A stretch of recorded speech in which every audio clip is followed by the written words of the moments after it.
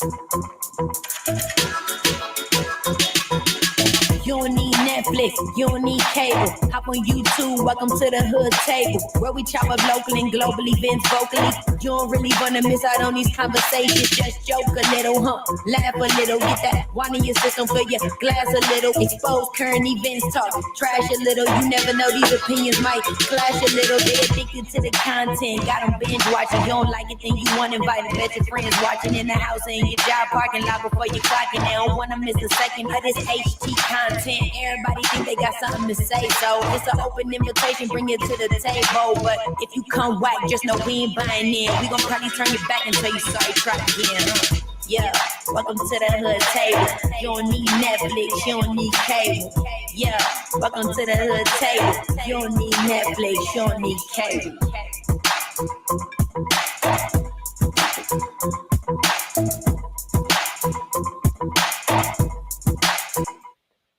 Hey, welcome back, everybody. Welcome back. Especially if you was just here with me in the last live show. We just reviewed Good Girls Season 4, Episode 4 on the last show. And I told y'all I was coming right back to review Queen Sugar. And we are now with this show on Season 5, Episode 7. And it was titled June 1st, 2020. Now, as you know, this entire season is based off of last year. Everything that happened last year, the pandemic, the president, all the mess at the White House, around the country, all the racist, the prejudice, Black Lives Matter, all that. This whole entire season was basically filmed like a lot of shows last year, but this is one of these TV shows where a lot of their actual episodes are intertwined with everything we experienced last year as a Black people and as a people. So please come on in, hit the like button, hit the share button, hit the share button, hit the like button, and subscribe to the Hood Table if you're not already subscribed. And you can follow us on Facebook, IG, Twitter, and as well as thehoodtable.com. Please and thank you so very kindly. And yes, if you're all caught up with Queen Sugar, feel free to drop down in the chat and let me know what you thought about the episode, or about any of the storylines or anything like that, or even about anything that happened during the pandemic or Black Lives Matter. These last few episodes of Queen Sugar has been focusing a lot on the protest that was going on last year in the summer. Coming off the back of the murder of George Floyd by Derek Chauvin, who is right now on trial. So yeah. Let me know if you've been following the trial too. But yes, so anywho, let's get right into this review. Queen Sugar, Season 5, Episode 7, June 1st, 2020. Hey Cheryl Boo, you said you gotta get caught up. Yes, you gotta get caught up. This season has been very, very dramatic. Yes, I'm loving it. I love me some Ava DuVernay. She has done a great job with this season. Really, really has done a great job.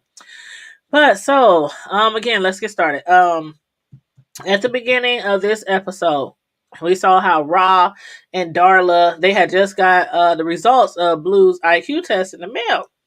So together, they were reviewing his test results, his test scores.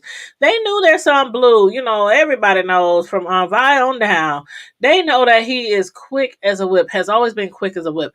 But they had no idea just how truly intelligent he was. Yes, Blue. Very smart young man. But as smart as some children are, he couldn't quite understand why a man who knew he was about to die would call out for his dead mother for help, instead of calling out for someone who is alive, leading Darla to explain to him how much George Floyd, who was killed by the officers last summer in Minneapolis, how he had really loved and missed his mother, who had passed on before him. And sometimes when we are, and this is true, sometimes when we are scared, sick, or alone, we reach out, call on the name of those who we love and care about, and who love and care about us, even if they're no longer here. So Darla, she was just about to lose it because Blue, when he had started asking all those questions, she had started crying because it is so incredibly hard trying to explain to a child all the evils that go on in the world. Like, even when creating those posters for the Black Lives Matter protests, we have to find ways to explain where a child could comprehend that we don't want them murdered like others in the past at the hands of police or at the guns of police. And when explaining that to them, it's challenging because we don't want to scare them. But in a sense, we have to almost make them want to fear the police these days because, like, I mean, when we was growing up, I'm sure it was probably the same for a lot of y'all. When we was growing up, it was so many promotions, so many commercials, so many youth programs, so many police dog characters and all that kind of stuff over, over the media and coloring books and so on and so on. Like, they drilled in our heads when we were younger. They were doing anything to demonstrate how much we as children should not be afraid of police, but that we should instead look to them as our friends, who are solely there to help and protect us and not to kill us and get away with it like they used to back in the day and still do. But what do y'all think about the scene with Ralph Angel, Darla, and Blue when protesting? This scene kind of like hit home. Like, as a family, they stood on their property protesting, saying such chants as, no justice, no peace, and Black Lives Matter, as most of us have done over the past year. And I felt like the scene with the cop, although Raw, he stood up to him, but that scene really made Blue feel unsure of what they were doing. Like, y'all telling me all this at home, how we need to fight, and da-da-da-da. Then this cop come up here out the blue. Like, what did we do wrong? What are we doing wrong? He really was confused. Like, he's like, should we be doing this? Should we be out here? And it's always very painful to experience or watch somebody be racially profiled or disrespected by a racist cop. But when it's done to or in the presence of small children, it's absolutely despicable, disgusting. It's just not right. It's just not right. But what Raw did next sent a strong message to all of us, including the children. Because even after the cop tried to humiliate him, intimidate him, Raw, he was just standing there like, I'm gonna take this. I'm gonna take this. That cop was really trying to intimidate him with his words and with his gun. Y'all saw how he slightly lifted his gun out of his, the holster. But Rob was like, I ain't the one, homeboy, not today. So Rob faced off with that cop, just like past pillars who represented our communities. Rob stood there, chin up, chest out, looking like the proud, beautiful black man that he is, holding his son's hand. Then after the cop took off to another scene, Rod comforted Blue, who was then now crying, and while still screaming, no justice, no peace, no racist police, with his own tears streaming down his face. He was like, yeah, Blue, they get on their nerves. They say despicable things. They hurt our feelings, but we still gotta fight. So they both was crying there on the side of the road on their property, tears streaming down their face, still screaming, no justice, no peace, no racist police, and Black Lives Matter chants. So that to me sent a very, very strong message. And then seeing Ross so emotional as he explained to Hollywood was also a heartfelt scene. Like, I just love Ralph Angel. Besides him being just so sexy, so fine, so black, so just beautiful.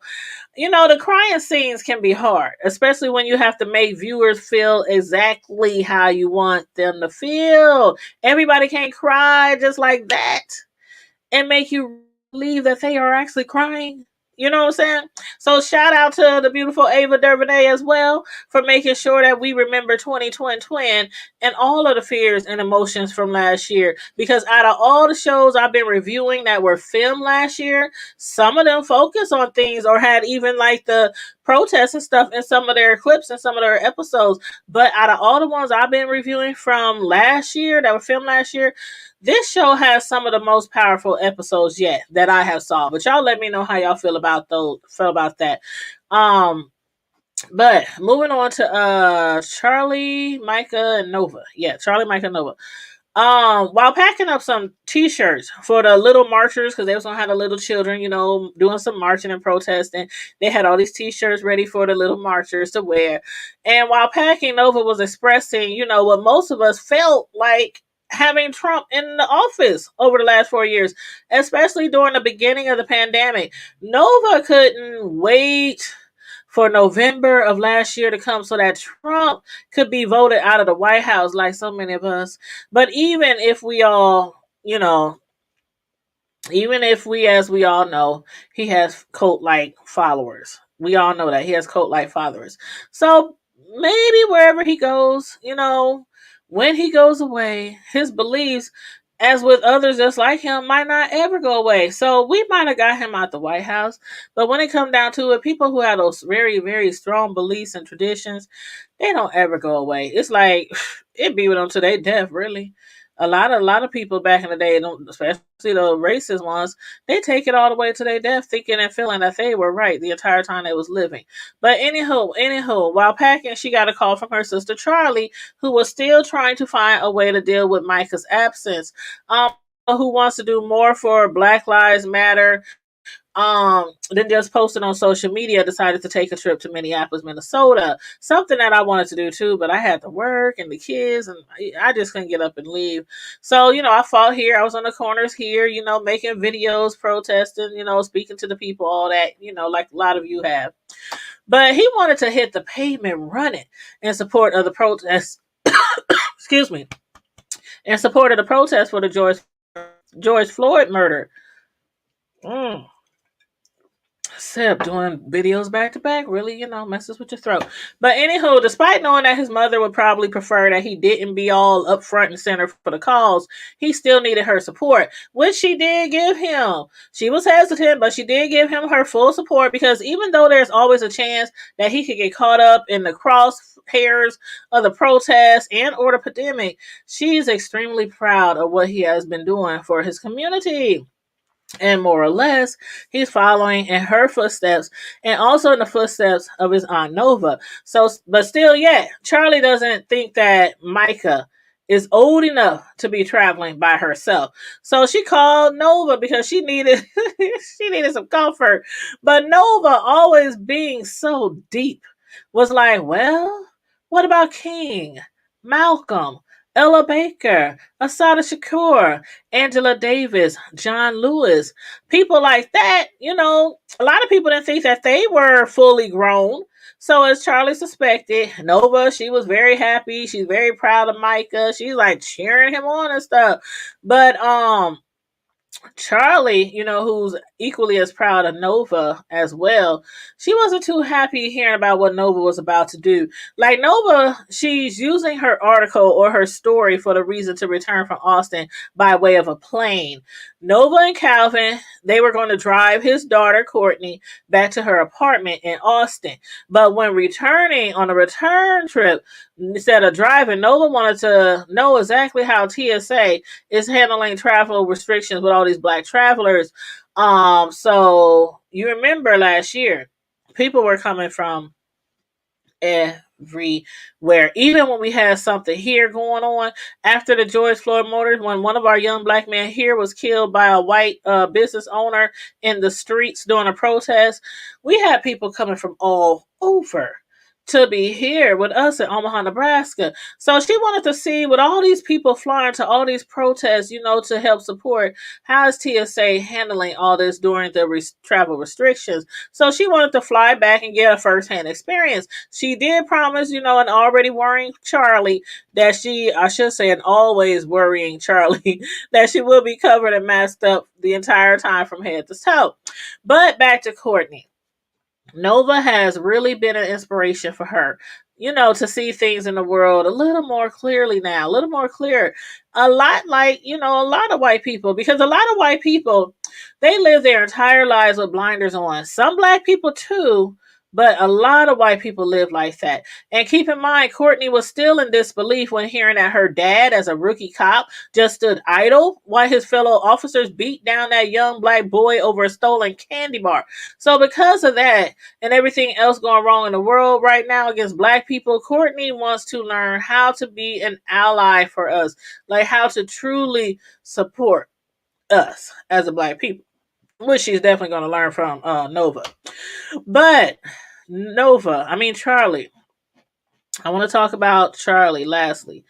Um, Charlie, I don't know exactly what's going on with her. I think she was, because they didn't say, but I think Charlie must be suffering from a panic or an anxiety attack.